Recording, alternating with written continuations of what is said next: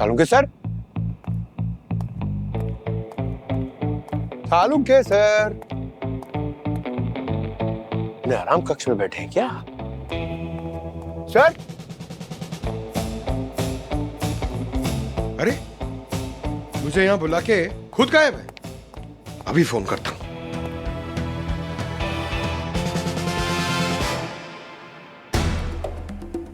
पंकज। अरे सर कहाँ हैं आप? मैं कब से आपका इंतजार कर रहा हूँ। पंकज, मैं बस 15 मिनट में पहुंच रहा हूँ, तुम मेरा वेट करो। वेट करो? कहाँ वेट करूँ? लैब में, और कहाँ? अरे सर ये लैब है, कोई गार्डन नहीं है जहाँ पे मैं आपका वेट करूँ। क्यों, कोई प्रॉब्लम है क्या? ये प्रॉब्लम सुनने से पहले काट दिया क्या यार?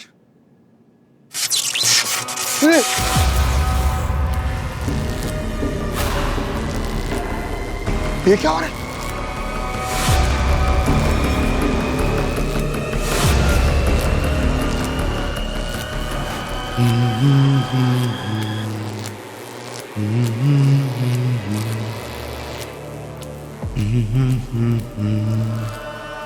भाई साहब, मुझे पता है ये आपकी टेरिटरी है। मैं यहाँ पे बस थोड़ी देर के लिए आया हूँ, अपना काम करके चला जाऊंगा।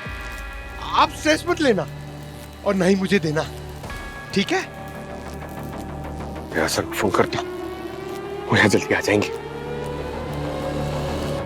अरे यार उनका फोन भी नहीं लगा। मैं शर्ट माल भूल जाता हूँ, पसीना आ रहा है। मेरा यूज कर लो। Thank you.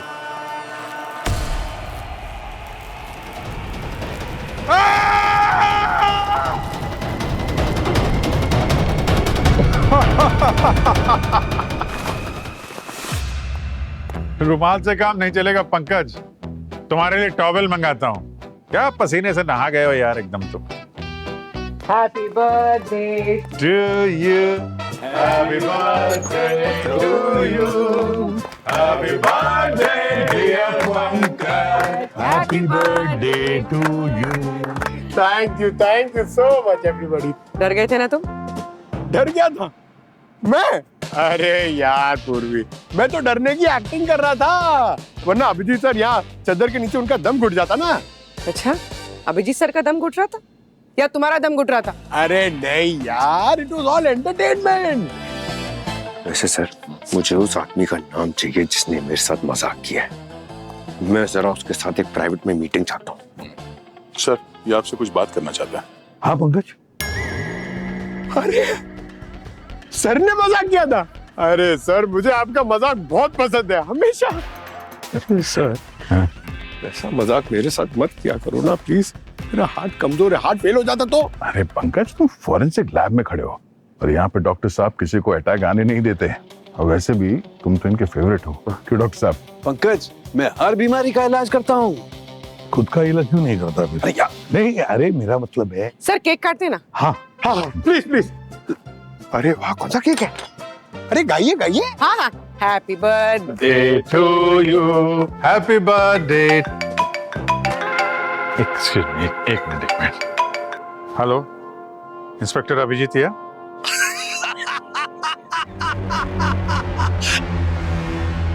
बहुत दिन हो गए ये आवाज सुने हुए। आवाज पसंद आ रही है तो एड्रेस बता दे, पर्सनली आके सुना देता हूँ। हाँ हाँ, पर्सनली तो मिलेंगे। फिलहाल अपने दोस्त धनराज को बचा लो। क्या बकवास कर रहा है तू? धनराज को कुछ हुआ ना तो दुनिया के किसी भी कोने से ढूंढ के मारूंगा तुझे, समझ? हेलो हेलो, क्या हुआ विजय? धनराज सर कॉलेज का फ्रेंड है मेरा, उसकी जान खतरे में है, मुझे जाना होगा सर। भले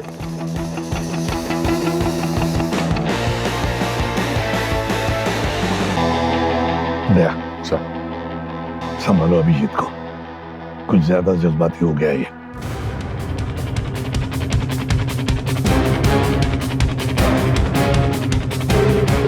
हाँ यार धनराज,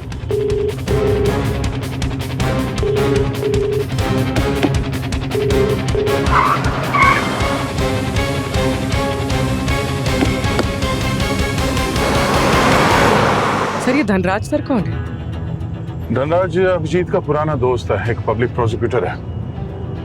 जब कोई लॉयर बड़े बड़े गैंगस्टर्स और डॉन्स के खिलाफ केस लड़ने से मना कर देते हैं या डर जाते हैं, तब ये धनराज जो केस लड़ता है। शायद उनमें से किसी ने उन्हें जान से मारने की धमकी दी।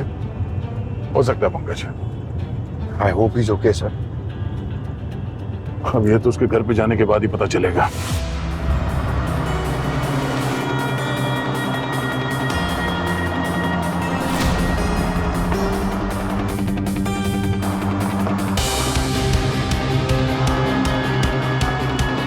गाड़ी की स्पीड में क्यों आ रही है? Take position.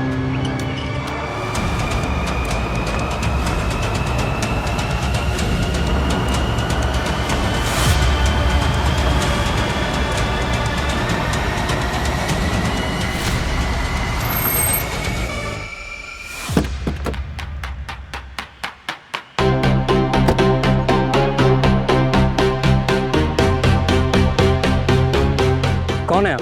अंदर नहीं जा सकते। मुझे धनराज से मिलना है। मैं सीआईडी से हूँ, इंस्पेक्टर अभिजीत। बट बिना परमिशन के अंदर जाना अलाउ नहीं है। दिमाग खराब हो गया क्या?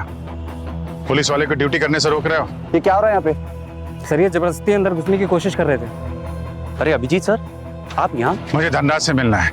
और तुम्हारे ये कमांडोज? सर, धनराज सर से मिलने के लिए कुछ प्रोटोकॉल्स हैं और ये सब लोग उस प्रोसीजर को फॉलो कर रहे हैं। अरे लेकिन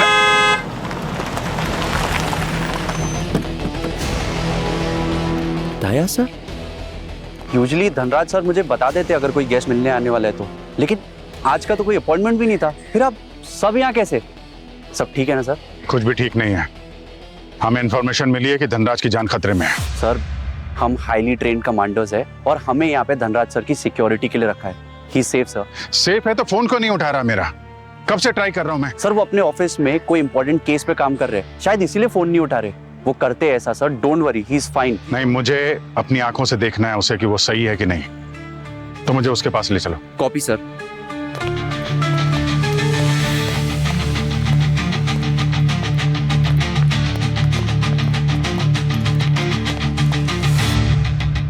good morning sir. Hi sir.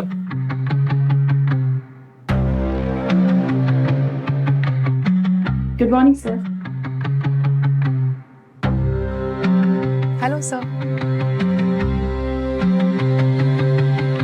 Good morning sir.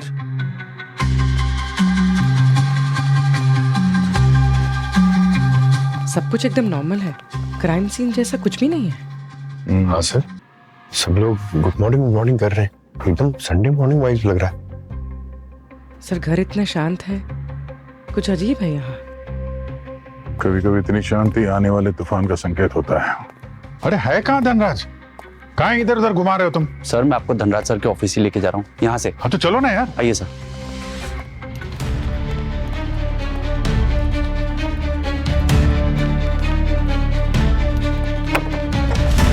आइए सर।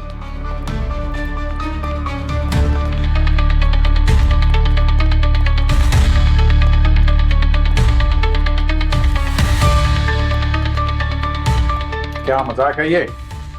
किधर है धनराज? कब से कॉल कर रहा हूं, बेल जा रही है। कहाँ है? कहाँ? क्या क्या टाइम पास कर रहे हो तुम? हैं? हमारे पास वक्त नहीं है, समझा? जो सच है फटाफट बता, वरना हम लोग अपने पे आ गए ना जीना हराम करने की तरह।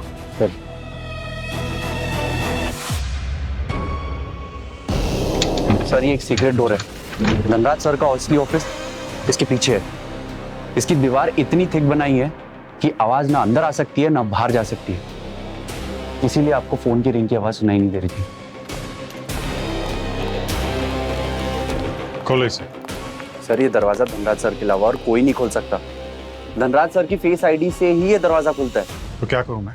यहीं बाहर खड़ा रहूं? दरवाजा खोलने का इंतजार करूं मैं? अरे इस दरवाजे को खोलने का कोई और तरीका तो होगा ना? सर और कोई तरीका नहीं है। तोड़ दो दरवाजा। सर ये दरवाजा ऐसे नहीं टूटेगा। ये दरवाजा 6 इंच की थिक स्टील प्लेट से बना है। ये धनराज ने ऐसा दरवाजा लगवाया क्यों? सर वो अपनी सिक्योरिटी को लेके बहुत पर्टिकुलर थे। और आप लोग भी तो है यहाँ पर उनके सिक्योरिटी के लिए। सर वो हम पे पूरी तरह से डिपेंडेंट नहीं रहना चाहते थे, इसीलिए उन्होंने सेफ रूम बनाया, और इससे सेफ रूम पूरी दुनिया में उनके लिए कोई नहीं है। तो आप टेंशन मत लो सर। उस क्रिमिनल की हंसी मेरे कानों में गूंज रही है। उसकी हंसी में कॉन्फिडेंस था दया। जब तक मैं धनराज को सही सलामत अपनी आंखों से न देख लूं, मुझे तसल्ली नहीं होगी। अभिजीत, मैं एक टेक एक्सपर्ट को जानता हूँ, बुला लो दया।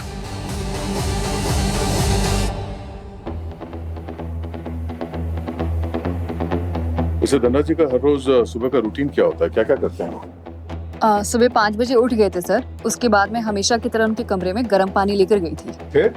फिर वो जिम गए और 45 मिनट तक उन्होंने वर्कआउट किया। अच्छा, वो ब्रेकफास्ट क्या खाते थे? अब सर इंग्लिश ब्रेकफास्ट होता था उनका, रोज वही खाते हैं। वैसे मैं और रजनी मिलकर ही उनका ब्रेकफास्ट बनाते हैं। हाँ सर, किचन में भी उनके लिए सेम ब्रांड का ही मसाला यूज होता है। 1 साल का स्टॉक भी रखा हुआ है ताकि टेस्ट में कोई भी चेंजेस ना हो। और आप क्या करती हैं? मैं यहाँ पे साफ सफाई करती हूँ। धनराज सर को साफ सफाई बहुत पसंद है, इसलिए मैं पूरा घर चमका के रखती हूँ। और आपका नाम? सर मेरा नाम मोहन है, मैं माली हूँ। धनराज सर को फूल बहुत पसंद है ना, इसलिए मैं फूलों की देखरेख करता हूँ। और आप? मैं ड्राइवर हूँ मैम, लेकिन सिर्फ नाम का। सिर्फ नाम का क्यों? वैसे नाम क्या है आपका? मेरा नाम विक्टर है। धनराज सर घर के बाहर निकलते ही नहीं है, महीने 2 महीने में कोर्ट जाते हैं, वो भी एक बार। अच्छा, आज सुबह आप लोगों को धनराज जी के बिहेवियर में कुछ चेंज नजर आया? कुछ अजीब? नो मैम, सेम वही रूटीन था। इनफैक्ट कुछ घंटे पहले तो सर हम सबके सामने ही थे और उसके बाद वो अपने ऑफिस में चले गए अकेले। उन्होंने अपना कमरा लॉक कर लिया था सर, और वैसे भी उनके सिवा उस कमरे में और कोई नहीं जाता है। आप लोग टेंशन मत लीजिए, सर पहले भी वैसा कर चुके हैं। वो 3 दिन तक सेफ रूम में बंद रहते हैं और अपना काम करते रहते हैं बिना बाहर निकले। व्हाट? 3 दिन तक? तो फिर खाना पीना वॉशरूम कैसे? उस रूम में सब है सर, चाय कॉफी नाश्ता फूड स्टॉप, और हाँ वॉशरूम में सर। घर में हर जगह पे सीसीटीवी लगे हैं, बाहर वाला तो कोई अंदर आ ही नहीं सकता है। ये देख लीजिए सर, यहाँ पे लगा है।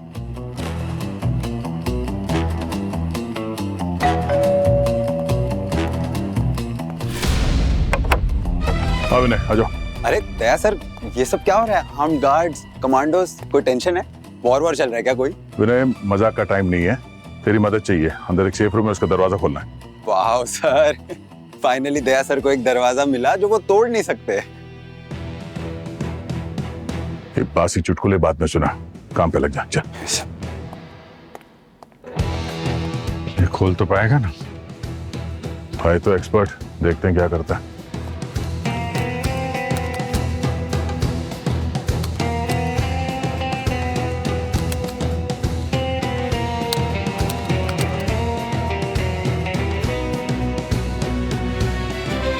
सर खुल गया। धनराज, मैं कब से फोन लगा रहा हूं तुम्हें। तुम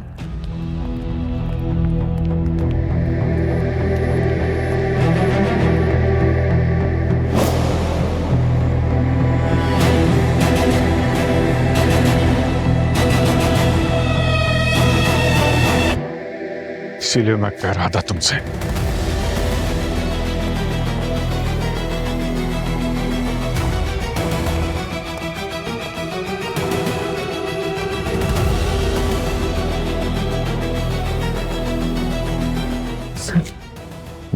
इनके होठ नीले पड़ गए और जबान सूजी हुई है। पॉइजनिंग का केस लगता है। उठाओ जरा, संभाल लो।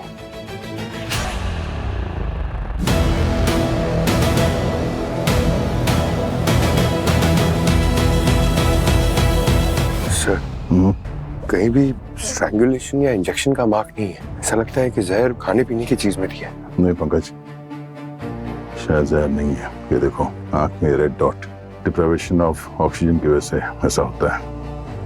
शायद ऑक्सीजन की कमी की वजह से इनकी मौत हुई है। क्या है ये? है ये सेफ रूम है तुम्हारा? सीसीटीवी कैमरा कहाँ है इस रूम का? बाहर तो लगा के रखा हुआ है, यहाँ क्यों नहीं लगाया? सर प्राइवेसी की वजह से धनराज सर ने यहाँ पे कभी सीसीटीवी कैमरा नहीं लगाया, और उनके अलावा यहाँ पे कोई आता जाता भी नहीं था सर। आता जाता नहीं था तो कौन आया अंदर? कैसे मर्डर करके निकल गए यहाँ से? क्या कर रहे थे तुम? हैं? ये तुम्हारी सिक्योरिटी? सर मुझे लगता है ये मर्डर केस नहीं है, नेचुरल डेथ केस है सर। नेचुरल डेथ नहीं है, ये मर्डर है। वरना उस आदमी का फोन नहीं आता मेरे पास। तो जिसने भी ये किया है ना, मैं उसको छोड़ने वाला नहीं। और जो जो उसके साथ इन्वॉल्व हैं वो भी मरेंगे।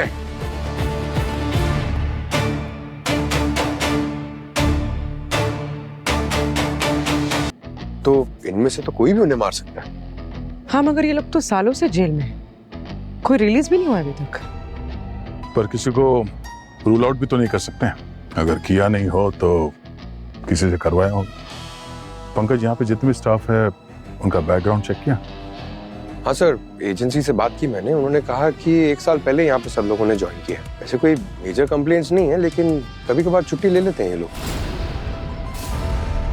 सर, इसी एजेंसी से मेरी हाउस हेल्प है, इतनी छुट्टियां लेती है ना। तुम छुट्टी देती हो उसे? क्या करूं, देना पड़ता है। अच्छा स्टाफ आजकल मिलता कहाँ है? झूठ बोल रही है सर, एक भी छुट्टी नहीं देती होगी। 1 नंबर की कड़क सिंह है ये। तुम लोग कहाँ पे ये सर्वेंट पे लेके जा रहे हो बात? क्या हुआ पंकज, जोक सुना रहे हो? मजाक लग रहा है तुमको? नहीं अभिजीत, वो ऐसे ही। दया, तुम बीच में मत बोले यार। कोई सीरियसली काम को ले ही नहीं रहा। और पूर्वी, तुमने उस कॉलर को ट्रेस किया जिसने मुझे फोन किया था, या भूल गई? यही सब चल रहा है यहाँ पे, नोक झोंक। क्या बोल रहे हो तुम अभिजीत? हमें यहाँ पे अभी कुछ ही देर हुए हैं और पूर्वी ने रिक्वेस्ट भेजा है हेडक्वार्टर्स में। उस कॉलर ने इंटरनेट कॉलिंग यूज किया है, नेटवर्क जम करके कॉल किया उसने। और ऐसे कॉल को ट्रेस करना इतना आसान नहीं है, टाइम लगता है। बहाने सुनने का वक्त नहीं आता है, जल्द से जल्द जवाब चाहिए मुझे। अरे अभी कहाँ जा रहे हो तुम? वसुधा से मिलने। उसको भी तो बताना पड़ेगा कि हुआ क्या है यहाँ पे। यार पंकज, पूर्वी, तुम लोग अभिजीत की बात का बुरा मानना नहीं प्लीज। वो उसका खास दोस्त था ना, तो थोड़ा इमोशनली डाउन है, तो शायद गुस्से में कुछ बोल दिया होगा। अरे नहीं सर, तो चलते रहता है, मैं तो सुनते रहता हूँ। वैसे ये जो गुस्से में गए हैं, ये वसुधा कौन है?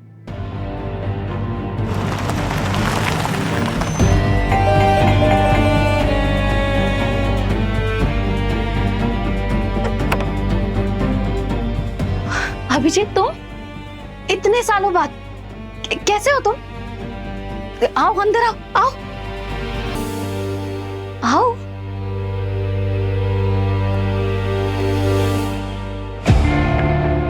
क्या हुआ अभिजीत, सब ठीक तो है? वसुधा माँ, बोलो ना यार, क्या हुआ? तुम डरा रहे हो मुझे।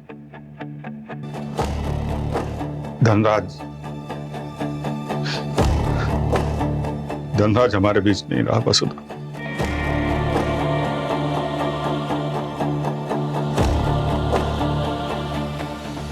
तुम चाय पियोगे या कॉफी? वो मैं अपने लिए बना ही रही थी, तो तुम्हारे लिए क्या बनाऊं? वसुधा, मैं तुम्हें धनराज की मौत की खबर सुना रहा हूं, तुम चाय कॉफी पूछ रहे?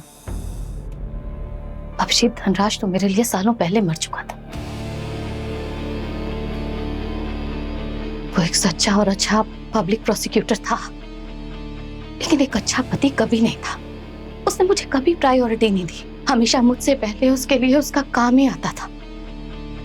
और अब जब वो नहीं है, तो शायद मैं फ्री होकर अपनी जिंदगी जी पाऊंगी। इतनी प्रॉब्लम थी उसके जिंदा रहने से, तो अलग रह सकती थी, डिवोर्स ले सकती थी। हाँ, तो अलग ही तो रह रही थी ना मैं। पिछले 6 सालों से मैं धनराज से अलग ही रह रही थी, और इस 6 साल में पता नहीं कितनी बार मैंने उसको डिवोर्स के पेपर भेजे, लेकिन ना वो डिवोर्स के पेपर पे साइन कर रहा था, ना मुझे छोड़ रहा था।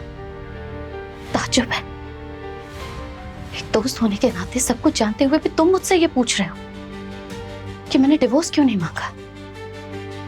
अभिजीत, जरूरी नहीं है कि जो एक अच्छा दोस्त हो वो एक अच्छा पति भी हो। आई एम सॉरी अगर मैं थोड़ा रूड साउंड कर रही हूं तो।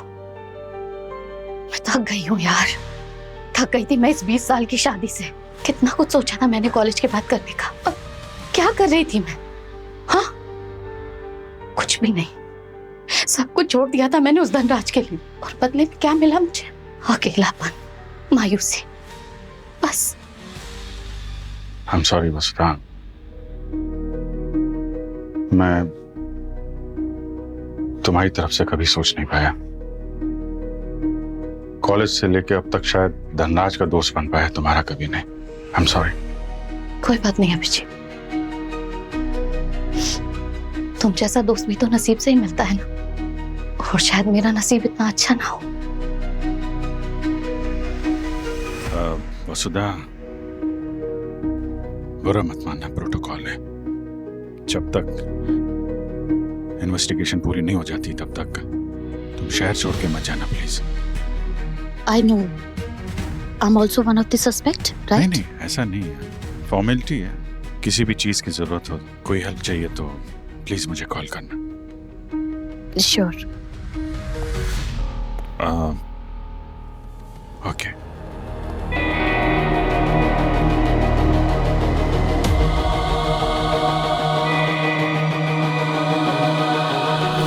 सर, अगर धनराज जी को किसी ने मारने की कोशिश की होती तो कुछ स्ट्रगल तो होता, कुछ हाथापाई होती, चीजें यहाँ वहां होती, लेकिन सारी चीजें तो एकदम अनटच थी। और धनराज जी को तो देखकर ऐसा लग रहा था कि वो डेस्क पर सर रख के सो रहे हैं। सर, कोई भी अटैकर अगर धनराज सर को अटैक करने की कोशिश करता तो उनके टेबल के नीचे एक पैनिक बटन है, वो दबा सकते थे। वो आप देख सकते हैं सर, पैनिक बटन इधर देखिए सर। कहां पर है? ये देखिए सर।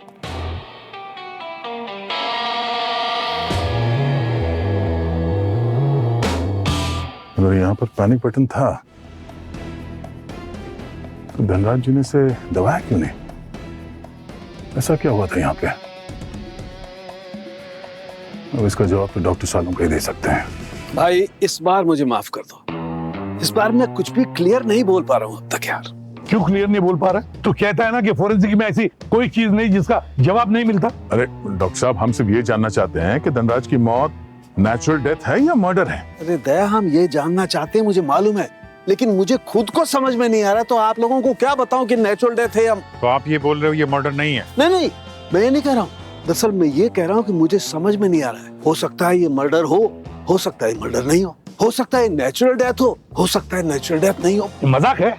नेचुरल डेथ नहीं भी हो सकती है, मर्डर हो सकता है, ये क्या है साहब के? अरे यार मतलब... अगर सर वहाँ पे क्राइम सीन पे तो हमने साफ देखा था, ये धनराज की जीभ मोटी हो गई थी, सूज गई थी, हाँ? इसके होंठ नीले पड़ गए थे, ये नाखून ब्लू हो गए थे और आंख पे वो रेड डॉट आ गया था। तो इसका मतलब तो यही हुआ ना, ये सिम्टम्स सफोकेशन के। तुम बिल्कुल ठीक कह रहे हो, और इनफैक्ट पोस्टमार्टम रिपोर्ट भी यही बोल रही है कि इसकी डेथ सफोकेशन से हुई है, दम घुटने की वजह से। अरे तो सिंपल है ना डॉक्टर साहब, इसको सफोकेट करके मारा गया है। आप बात को गोल गोल घुमा रहे हैं। नहीं घुमा रहा भाई, मैं गोल गोल नहीं घुमा रहा। देखो मैं समझाता हूँ, अगर किसी ने इसका दम घोटा है तो किसी ने इसको रस्सी से खींचा होगा तो रस्सी के निशान आने चाहिए, और हाथ से अगर मुंह दबाया होगा तो हाथ के निशान आने चाहिए, लेकिन यहाँ पर तो कुछ भी निशान नहीं है, एकदम क्लीन है। तो सर, तो ऐसा भी हो सकता है ना कि नाक या मुंह पे कपड़ा या हैंकी रख के दबाया हो ताकि निशान ना बने? नहीं पंकज, ऐसा नहीं हो सकता। देखो, अगर रुमाल से या कपड़े से भी इसका मुंह दबाया होगा ऐसे, तो इसकी नोस्ट्रिल्स में, नाक के अंदर कपड़े के छोटे छोटे फाइबर तो मिलने चाहिए ना, या प्रेशर का कोई तो चिन्ह होना चाहिए ना, लेकिन ऐसा कुछ भी नहीं है। ये तो ऐसा लगता है जैसे इसने अचानक सांस लेना बंद कर दिया और मर गया। अभिजीत, जिसने भी धनराज को मारा है ना, उसने कोई सुराग नहीं छोड़ा है, और दुनिया में ऐसा कोई खून नहीं हुआ जिसका कोई सुराग ना मिले। सुराग मिलेगा। तो जैसे वीर ने बताया था, धनराज सर ने अपने सेफ रूम में सीसीटीवी नहीं लगवाया था प्राइवेसी के लिए, लेकिन सेफ रूम के बाहर एक सीसीटीवी था जिसमें साफ दिख रहा है कि धनराज सर 10:22 पर गए थे सेफ रूम में अकेले। ये घर में जो लोग काम कर रहे थे वो कहाँ थे? उनका कोई फुटेज है? हाँ सर, ये वीर और सिक्योरिटी गार्ड्स तो घर के बाहर ही थे सर, और सर्वेंट्स अपना अपना काम कर रहे थे घर के अंदर जब सीआईडी वहाँ क्राइम सीन पे पहुंची। तो फिर ये किया किसने? पंकज, वो वसुधा, उसके बारे में कुछ पता चला? कहाँ थी वो जब धनराज का खून हुआ? सर, वो मैंने पंकज को बोला कि वसुधा को सस्पेक्ट लिस्ट से बाहर निकाल दे। मगर अभिजीत, तुमने खुद कहा था कि वसुधा को कोई शॉक नहीं लगा जब उसने खबर सुनी धनराज की मौत का, तो वो तो प्राइम सस्पेक्ट है। हाँ, पर वो धनराज की वाइफ है, मेरी पुरानी दोस्त है, मैं जानता हूँ ऐसा नहीं कर सकती। अभिजीत, धनराज के मौत के बाद धनराज का सारा पैसा, प्रॉपर्टी सब वसुधा को होने वाला है, तो वो तो प्राइम सस्पेक्ट बनती है ना। तो मेरे जजमेंट पे शक कर रहा? मैं सीआईडी ऑफिसर अभिजीत के जजमेंट को शक नहीं कर रहा। हाँ, अगर एक इमोशनल दोस्त बोल रहा है तो शक तो होगा। अभिजीत, दया ने जो कहा बिल्कुल सही कहा। जब तक कोई सबूत नहीं मिलता तब तक वसुधा सस्पेक्ट लिस्ट में ही रहेगी। ठीक है, निकाल लो डिटेल्स उसके, कुछ मिलने वाला है नहीं, टाइम वेस्ट कर रहा है। अभी तक हमें कुछ पता नहीं चला कि सेफ रूम के अंदर धनराज की मौत हुई कैसे। इतनी सिक्योरिटी के बीच में कोई उसे मार के कैसे निकल गया।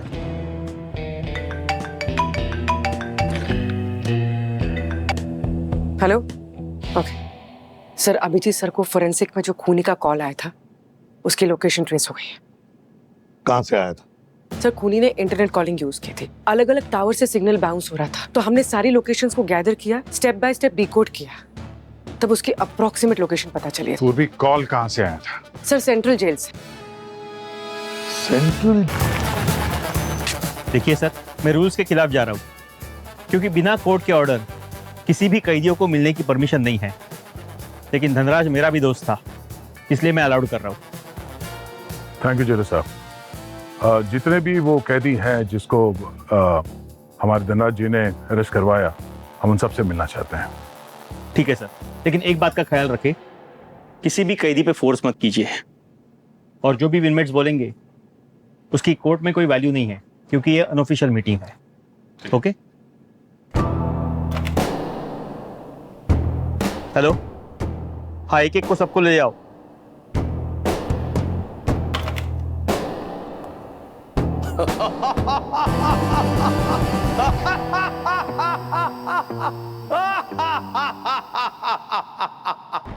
ये वही लाफ्टर होते हैं जब फोन करते हैं। ये हंसी मैं जिंदगी भर कभी नहीं भूल सकता। ये वही है।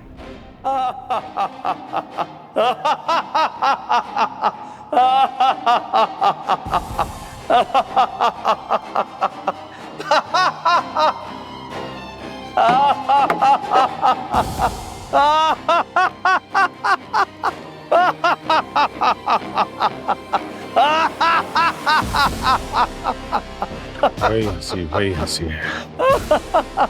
इसी ने कॉल किया था, फोन पे धमकी दी थी, धनराज को मैं मार डालूंगा। हेलो, अभिजीत, क्या कर रहे हो?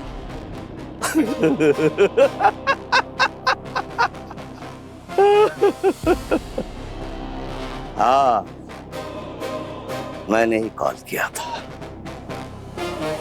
जो उखाड़ना उखाड़ ले, उखाड़ ले। साबित कर पाएगा? मैं पिछले 15 साल से इसी जेल में सड़ रहा हूं। पूछ ले किसी को भी, जा। जेल के अंदर बैठ कर तुमने बाहर कॉल कैसे किया? हाँ? जिस फोन से कॉल किया था अब वो जेल के बाहर है।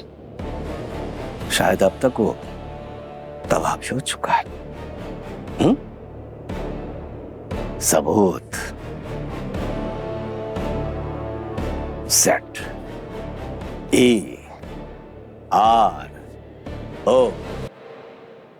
0 शून्य।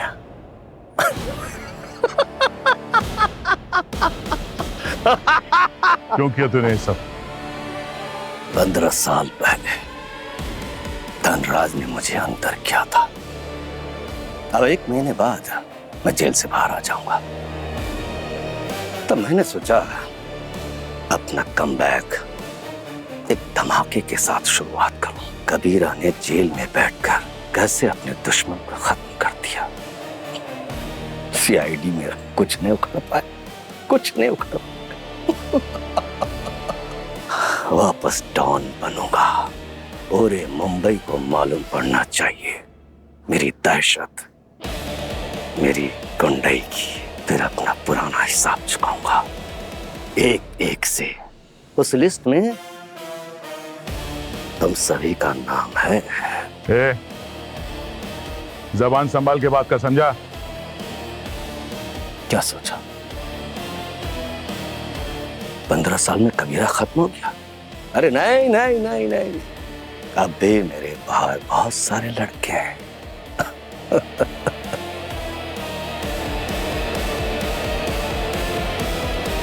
मेरे एक इशारे पे, सिर्फ एक इशारे पे अपनी जान देने को तैयार हैं।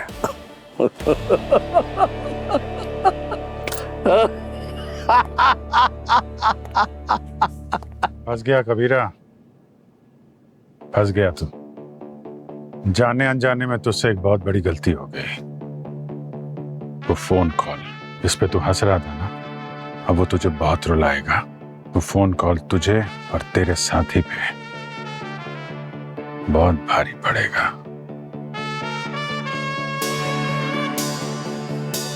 ले जाओ इसे, चल चल चल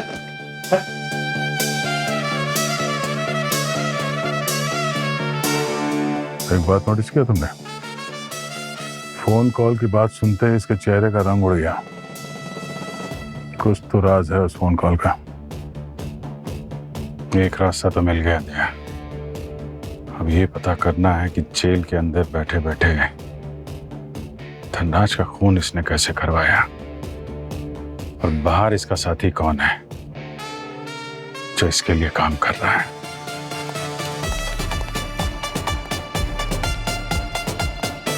सर ये कबीरा की पूरी डिटेल्स। सर रूमर्स थे कि 15 साल पहले कबीरा देश छोड़कर जाने वाला था और उसने धनराज सर को कॉल किया था कि वो उसे कोर्ट में रिप्रेजेंट करे और बेल दिलवाए। और सर धनराज ने उसकी लोकेशन पुलिस को दे दी और जब पुलिस वहां पहुंची कबीरा फायरिंग करने लग गया। क्रॉस फायरिंग में गलती से उसकी बीवी को गोली लग गई सर और वो वहीं मर गई। तभी से कबीरा ने ठान लिया कि धनराज उसकी बीवी की मौत का जिम्मेदार है और उसने ये सोच लिया कि वो उसे कभी जिंदा नहीं छोड़ेगा। अच्छा, तो कबीरा की बीवी के अलावा फैमिली में और भी कोई होगा ना? सर ऐसा सुनने में आया था कि उनकी 10 साल की औलाद थी, लेकिन वो इस हादसे के बाद कहाँ है ये पता नहीं चला सर। सर अगर वाकई उनकी कोई औलाद थी तो आज करीब उसकी उम्र 25 साल होगी, तो हो सकता है अपने माँ की मौत का बदला लेने के लिए उसे मार दिया हो। हाँ, कबीरा जेल में और बाहर का सब काम ये कबीरा के लिए उसका बेटा ही करता होगा। एक काम करो पूर्वी, पिछले 15 सालों में कबीरा को कौन कौन मिलने आए थे उसकी लिस्ट लेकर आओ, देखे तो सही सर। कुछ पता चलेगा। अब रही बात धनराज के सेफ हाउस की, धनराज को लगता था कि उस सेफ हाउस में उसे कुछ नहीं होगा, कोई कुछ नहीं कर सकता, पर कोई तो था जो धनराज के उस सेफ हाउस में घुसा और धनराज को मारकर चला गया। अरे सर, आप सब इतनी मेहनत कर रहे हैं हमारे सर की खूनी को पकड़ने के लिए, थोड़ा चाय नाश्ता तो बनता है। अरे यार हाउ स्वीट, कोई तो सोच रहा है हमारे बारे में। Thank you sir. Thank you thank you. अरे नहीं नहीं नहीं, अरे नहीं गरम है। एक मिनट जल गया। बैठिए बैठिए यहाँ बैठिए। फर्स्ट एड कहाँ है? फर्स्ट एड कुछ। हाँ अरे आराम से रिलैक्स। चल रहा है वो। अरे सर एक मिनट पहले देख लो, ये फर्स्ट एड में ज्यादातर दवाइयाँ एक्सपायर्ड होती हैं सर। हाँ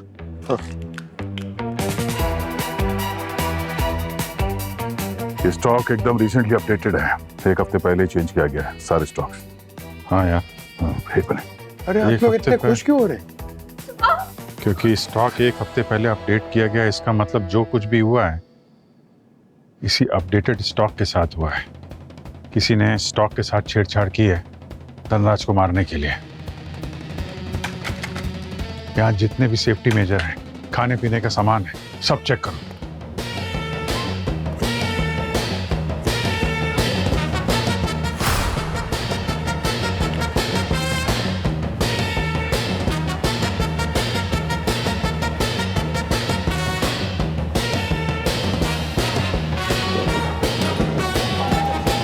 ये सारे फायर एक्सटिंग्विशर तो खाली है। हाँ यार ये तो फायर एक्सटिंग्विशर है। हाँ 1 हफ्ते पहले अगर अपडेटेड स्टॉक आया तो सब भरे हुए होने चाहिए ना। एक मिनट सर, ये डिवाइस देखिए, ये इधर भी है, इसमें भी लगा है। कहीं यही तो मर्डर वेपन नहीं है? कुछ टाइमर जैसा दिख रहा है ना। हाँ पंकज, इस सिलेंडर में कार्बन डाइऑक्साइड होता है, CO2। ना स्मेल, ना टेस्ट, ना कलर। और शायद इस डिवाइस की वजह से धीरे धीरे करके वो सारा CO2 लीक हो गया और थोड़ी देर के बाद इनका दम घुटने लगा और मौत हो गई। क्योंकि ये सेफ हाउस एकदम सील्ड है, एसी की हवा अंदर ही सर्कुलेट होती रही और ऑक्सीजन जो है धीरे धीरे कार्बन डाइऑक्साइड में बदल गया। उसकी वजह से धनराज बेहोश हो गया और बेहोशी की हालत में उसकी जान चली गई। इसीलिए ना कोई आवाज, ना कोई स्ट्रगल। रजनी, ये सेफ रूम का स्टॉक कौन अपडेट करता है? किसने यहाँ पे सब अपडेट किया है? सर ये काम तो वीर ही करता था, उसके वीर? अलावा और कौन कर सकता है?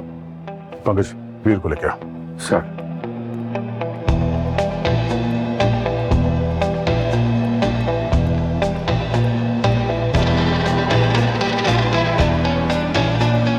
वीर कहाँ है? मेजर वीर कहाँ है? मेजर वीर वो तो सुबह से गायब है, किसी को नहीं पता वो कहाँ गए। गायब है? हाँ, पता नहीं कहाँ चले गए बिना किसी को कुछ बताए, हमें भी नहीं पता।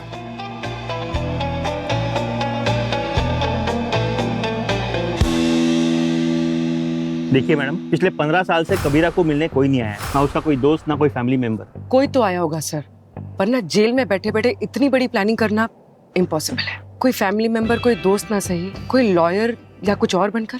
नहीं, लॉयर तो नहीं, लेकिन एक मेडिकल कॉलेज ने अप्रोच किया था फ्री मेडिकल कैंप के लिए। Medical camp? जी। कब की बात है ये तकरीबन 3 महीने पहले की बात है। वो सारे स्टाफ और कैदियों का फ्री मेडिकल चेकअप करने वाले थे, इसलिए मैंने भी परमिशन दे दी। आपने परमिशन दे दी? जी। बिना प्रॉपर वेरिफिकेशन के? नहीं मैम, वो सारे डॉक्टर्स के यूनिफॉर्म में थे और उनके आई कार्ड भी चेक किए गए थे, इसलिए शक की कोई गुंजाइश नहीं थी। तो उनमें से किसी ने कबीरा को भी चेक किया था? जी मैम, एक डॉक्टर ने तकरीबन आधे घंटे तक कबीरा को चेक किया था। आधे घंटे तक? कैसा दिखता था वो? दुबला पतला था, लंबा था और उसके ठीक मुस्ताच थे। ठीक मुस्ताच?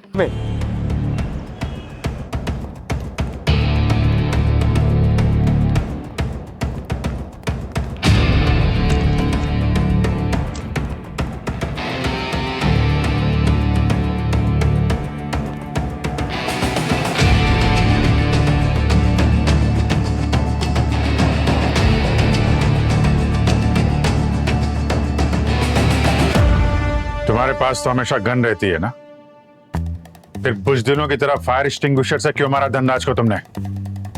नहीं सर, धनराज सर को मैंने नहीं मारा।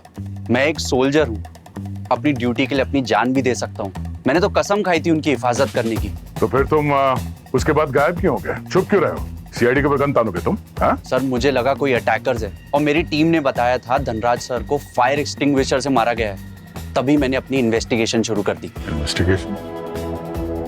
कैसी इन्वेस्टिगेशन? सर धनराज सर के सेफ रूम के सप्लाई 6 महीने तक चेंज नहीं होने थे, लेकिन किसी ने मेरी सिग्नेचर फॉर्ज करके नए सप्लाईज मंगा लिए। आप चेक कर सकते हैं, ये मेरे असली सिग्नेचर और ये फॉर्ज्ड है, थोड़ा डिफरेंस है। ठीक है, ये फोर्ज सिग्नेचर है, लेकिन जब सप्लाई आई होगी धनराज के घर तो तुमको पता नहीं चला? सर पिछले हफ्ते मैं छुट्टी पे था, तभी किसी ने ये चेंजेस किए और मेरे कमांडोज ने उन्हें अलाउ किया क्योंकि सिग्नेचर मेरे थे पेपर पे। किसने बदले थे? स्टाफ ने। तुम्हारे किसी भी बात पे विश्वास नहीं कर सकते हैं, इसलिए जब तक हम लोग तुम्हारे स्टेटमेंट को क्रॉस चेक नहीं कर लेते तुम हमारी कस्टडी में रहोगे।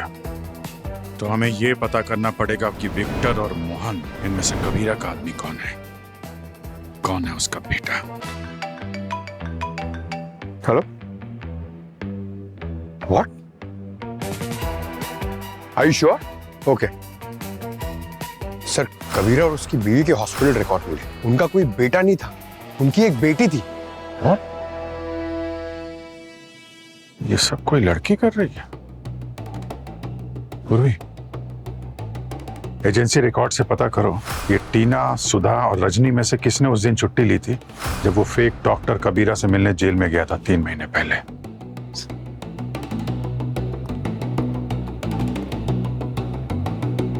लड़की। चल यार सुधा, जल्दी कर यार। अरे ये सब क्या हो रहा है? ये बैग पैक करके कहाँ जा रहे हैं आप लोग? सर वो एजेंसी से कॉल आया था, धनराज सर तो अब रहे नहीं तो कंपनी ने हमें वापस बुलाया है। अब वो हमें किसी और क्लाइंट के यहाँ पे भेजेंगे। ओह, सर आपको कुछ पता चला धनराज सर को किसने मारा?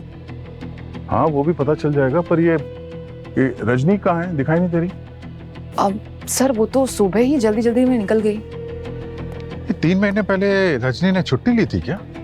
सर हो सकता है उसने ली हो, क्योंकि हम सब लोग ही छुट्टी लेते रहते हैं। नहीं, मैं 7 जून की बात कर रहा हूँ, कुछ याद है?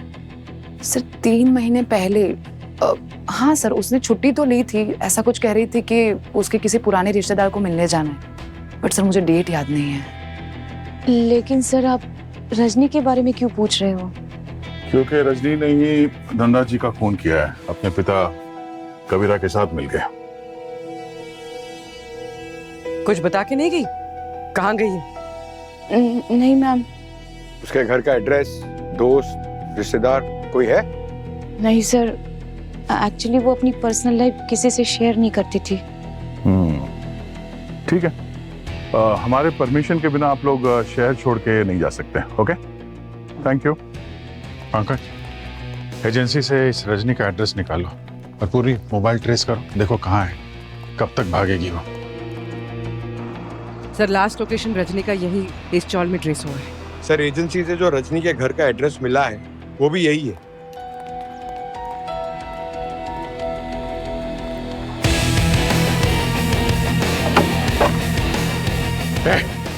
कौन है यहाँ? Let's.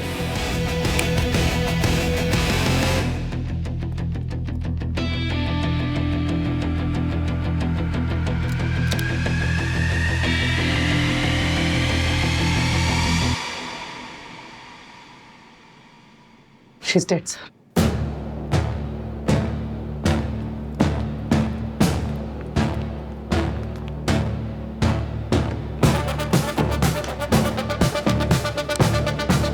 Sir suicide note. मैं रजनी हूँ, कबीरा की बेटी। मैंने ही मेरी माँ के खूनी धनराज को मारा है। मैं जिंदगी भर जेल में नहीं रहना चाहती जैसे मेरे बाप को रहना पड़ रहा है, इसलिए मैं अपनी जान खुद ले रही हूँ।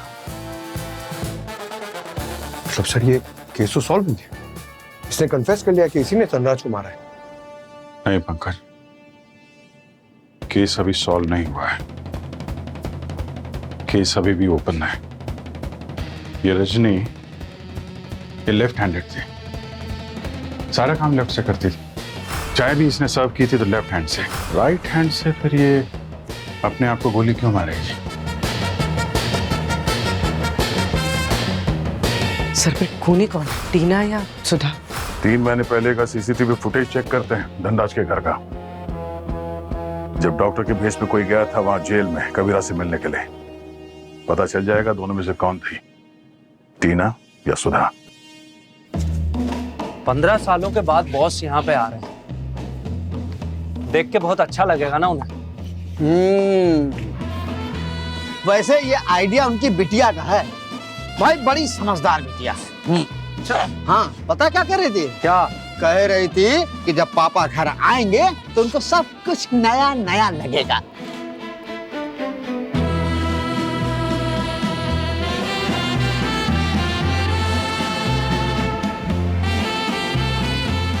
कौन हो बे? अरे फर्नीचर वाले हैं भैया। मैडम कहाँ है? अच्छा तो ऐसा बोलो ना।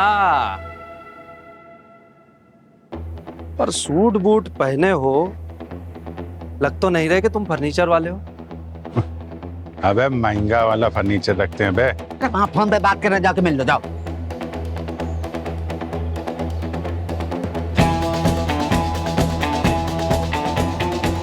पुराने धंधे को वापस चालू करने का टाइम आ गया है, फिर से पूरी मुंबई पे राज करेंगे।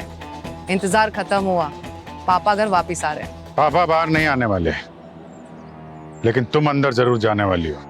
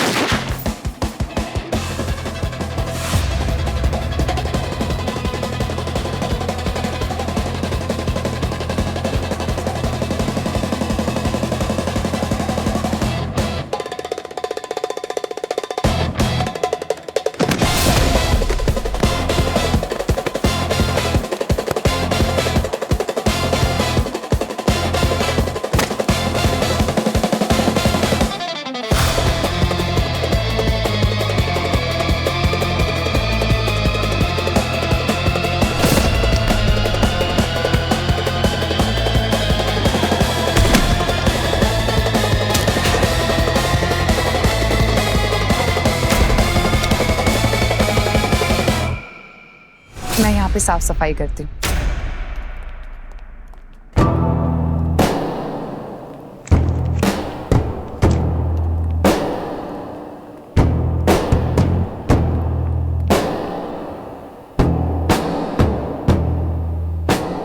सुधा?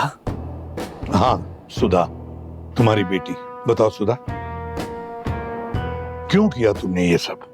माँ के मरने के बाद और पापा के जेल जाने के बाद मैं पुराने कांटेक्ट की मदद से देश के बाहर भाग गई। लेकिन मेरी जिंदगी का एक ही मकसद था, उस धनराज को उसके किए की सजा दिलवाना। और इसीलिए धनराज को मैंने अपना मिशन बना लिया। तुम धनराज के घर में कैसे पहुंचे? मैंने अपनी एक झूठी पहचान बनाई। उसके थ्रू मैं सर्वेंट एजेंसी पहुंची। वहां से मैंने धनराज के घर पे सर्वेंट की तरह काम करना शुरू किया। लेकिन दिन रात बस मैं यही सोचती रहती थी कि मैं उसे कैसे मारूंगी। फिर मैंने प्लान बनाया। प्लान बनाने के बाद 15 साल बाद पहली बार अपने पापा से मिलने के लिए जेल गई। और वहां मैंने उनको सब कुछ बता दिया, पूरा प्लान बता दिया। यहीं पे तुमने गलती कर दी सुधा। प्लान तो तुमने बना लिया, लेकिन उस प्लान को कबीरा ने अपनी जीत समझ ली और मुझे फोन कर बैठा। मैंने अपनी बेटी की जिंदगी बर्बाद कर दी।